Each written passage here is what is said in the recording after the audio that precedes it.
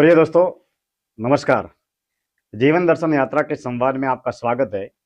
मित्रों, हमारा मन किस तरीके से कार्य करता है, हमारा तन किस तरीके से कार्य करता है और तन और मन से बना हुआ जीवन किस तरीके से हमारी जीवन शैली और कार्यशैली को प्रभावित करता है और प्रेरित करता है, इस विषय पर हम जीवन दर्शन यात्रा में संवाद करते हैं।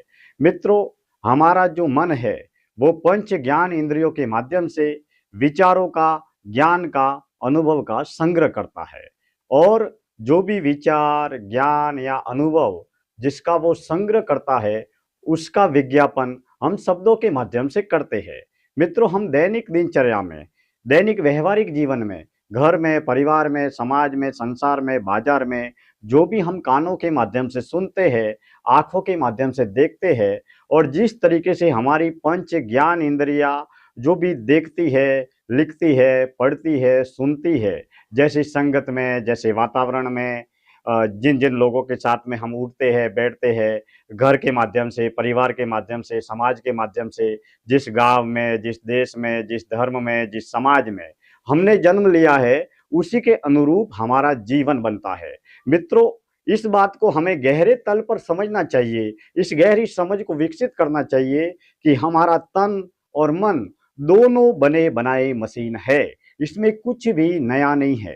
हमारा जीवन नियमित निरंतर समय के साथ में गति करता रहता है। मित्रों, पंच तत्व अर्थात पृथ्वी, जल, वायु, अग्नि और आकाश, इससे ही ये सृष्टि, ये दुनिया, ये ब्रह्मांड बना है और उन्हीं पंच तत्वों से हमारी ये पंच तत्व की देह बनी है। ये जो देह बनी है वो भी पृथ्वी, जल, वायु, अग्नि और आकाश से बनी है।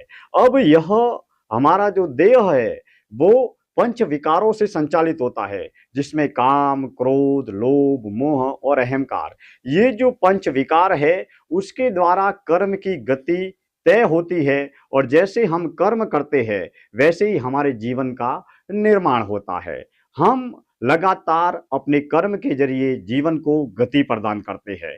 हमारे कर्म तमोगुणी, रजोगुणी और सतोगुणी, इन तीन गुणों के जरिए आगे हम बढ़ते रहते हैं। मित्रों, हम कितने ही ज्ञानी, ध्यानी, आत्मज्ञानी या आध्यात्मिक क्यों न बन जाए, हमें दैनिक, व्यवहारिक, पारिवारिक, सामाजिक जीवन में हमें हमेशा सामाजिक, व्यवहारिक और आदर्शवादी बने रहना चाहिए, क्योंकि हम घर, परिवार, समाज, संसार में रहते हैं और जीते हैं।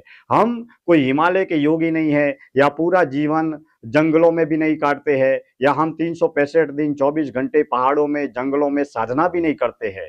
आध्यात्म भीतर की यात्रा है, वह मौन के माध्यम से,